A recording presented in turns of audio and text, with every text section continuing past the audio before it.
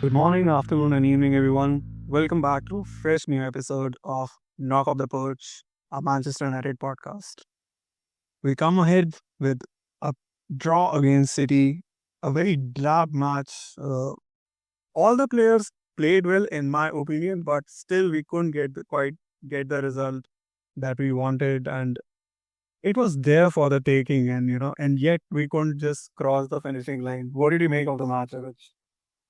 Yeah, overall, it didn't feel like a derby, especially a Manchester derby. We have seen some of these get fiery. Obviously, Gary Neville, Roy Keane were quick to react to that, talking about, how some of the players have become mechanical, robotic, etc. And I thought Gary Neville took a little bit of a dig at Amorim, saying, players are trying to play like Guardiola, but they're not equipped to play like that or something like that. Which I think Amorim, as always, English media will take, not leave any chance to question a United manager. And they asked him right away. And I think he took a dig back at Neville, saying that, I think Neville is critical of everything these days. So, yeah, I mean, while it was a little bit of a drab affair, I thought most of the uh, reducing the pace of the game came from City and not United. And United, I think, whenever they had a chance, they were playing forward. They were getting into some good positions. I think it was the play in the final third that leaves a lot to be desired for this Manchester United team, and that was the play yesterday as well. So, all in all, personally, I'm happy with the overall performance of the team, except for the final third. I will keep that away. But I think we had complained a while back about not seeing that idea, not seeing uh, what exactly is Amrim trying to do. I think over the last few games, we are starting to see that idea at the least. What do you say? Yeah, I think we have started to dominate games. Last night's game was a very much comeback to the Ole's time. I feel we were a very much of a counter-attacking team, and I think we created the most of the big chances in the game. I feel City had a couple of chances, and defensively we were quite resolute. And I think we have to give credit where it due. Uh, all the players in the defensive half, and especially Casemiro as well, they very well recovered the ball whenever City had it. Like, it was obviously going to be City dominating the position, but I think the fact that it was a drab game or also came from the fact that both the teams had nothing to play for. Uh, United at best are going to finish at 10th, 11th, and City are, although they're battling for Champions League places, but yeah, they don't seem like a consistent force anymore.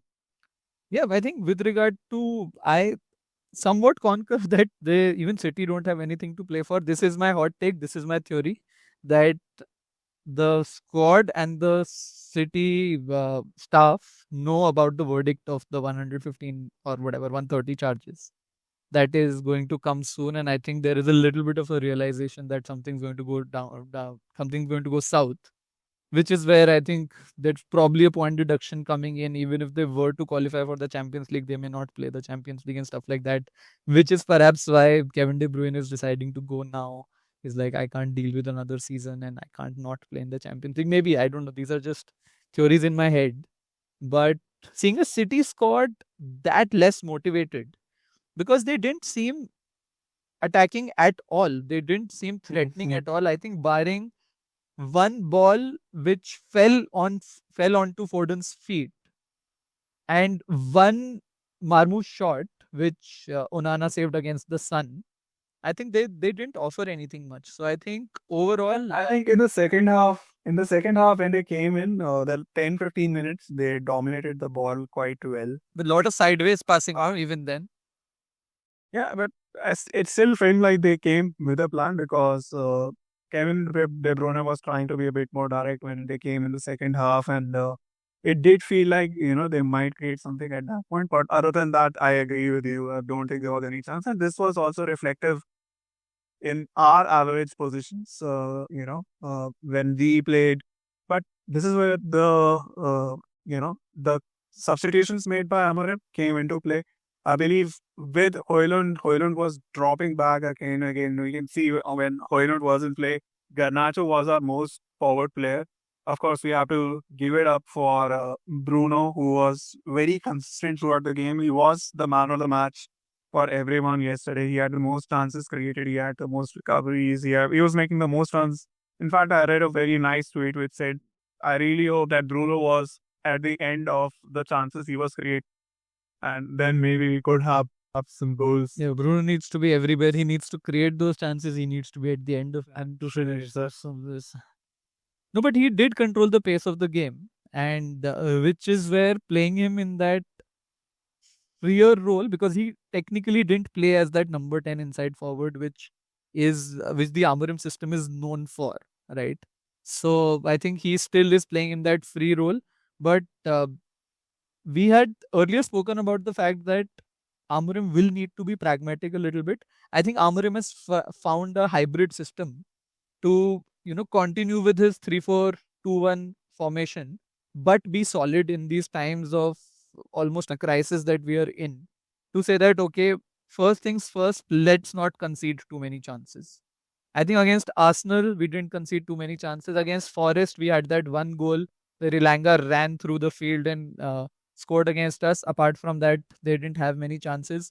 Now against City, again, they didn't create many chances, and which is where I think the defensive solidity that Amorim is trying to create in the squad, I think that is something that Casemiro is liking that system. I think he is able to do well. He has protection of Ugarte yesterday. Ugarte was slightly behind Casemiro. So, and which is why he is being able to do all those tackles, be a little more free with that CDM role. So, and you were right. I think when it comes to substitutions, Amarim probably 60 minutes in realized that the game is there for the taking. He got Ugarte off and brought Mount in, who was a little further forward, and Zirkzee was again not tucking back as Hoyland did. So that could give United a little bit an impetus, and which is where the attacking momentum what we had, I think 75th to 90th minute, we should have got one goal, and I think that it's a missed opportunity. I feel I misprofiled Zirkzee a lot initially because I took him for a player who's like Berbatov, a bit laid back, who doesn't make the runs. But I think in the last few games I've seen him press very well because his pressing has led to opening like and more than 2-3 times, which I've seen in the previous He's games. been Of course, always, there's some. yeah, in my opinion, he's always been good with pressing. Remember the first few games when Hoyland was injured? Uh, Zirkzee was, I think, starting. He was getting some starts, and it was Mount, Zirkzee, and Bruno. At that point in time, we talked about coordinated pressing for the first 4 or 5 games under Eric Ten Hag at that point in time, right? So Zirkzee, I think, is always good. I think where he falls short is, especially when you're playing a game like this in transition, is his speed. Yesterday, I clearly remember an instance where Zirkzee had the ball. There was, a lot of ground, empty ground to be covered, and you could feel that he doesn't have the legs to, take advantage of the space that he had. There were like 2-3 players he had to cut and then go poke.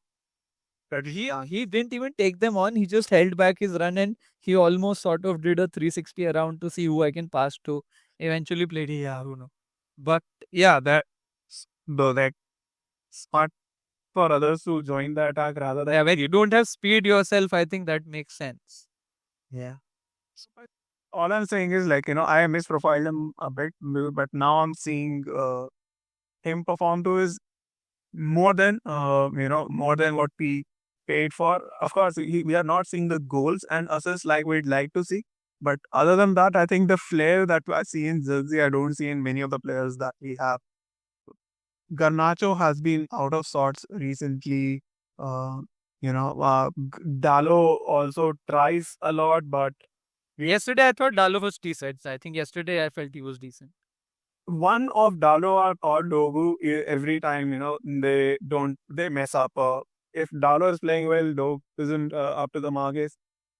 Dogu, To be very honest, I don't rate Dorgu very high at this point in time. He gets into great positions, which I think may be a factor of him listening to Amorim as to where he needs to run and all. But once he gets into those positions, especially shooting, I don't think he's up there. Plus, That's okay. It's his like seventh, eighth game for it was a second home game for United. I think we have to give him a bit of leeway. I yeah, don't think we can expect him to come and do wonders with this. which is exactly what I'm saying. Which is yeah. Which is exactly what I'm saying. Don't expect him to be that player who will give you assists and goals right now. He's getting into right positions. He's probably taking players away from Garnacho, which itself is a good thing because we didn't have a left-footed player for the longest to do that. But Overall, I think if we had better finishers, Dorgu's output we might see Dorgu's output a bit because he gave him a opportunity to connect more, and of course, if we have better finishers, his assist potential will significantly increase. yeah, yeah. No, I agree. Agree. But overall, what did you think going into the Lyon game? Does this game give United the confidence, or it probably depletes that a little? What do you think? No, I think the fact that we dominated a City team bodes well for us. Leon should be a different all challenge altogether. Of course, had we gotten nicked a win yesterday, which it would have been a fair result and it would have given the confidence boost quite well. But I still feel we have a lot of players incoming, and the performance was in itself good enough for the players to feel a bit more uh, trusting in the system, Amorim system. So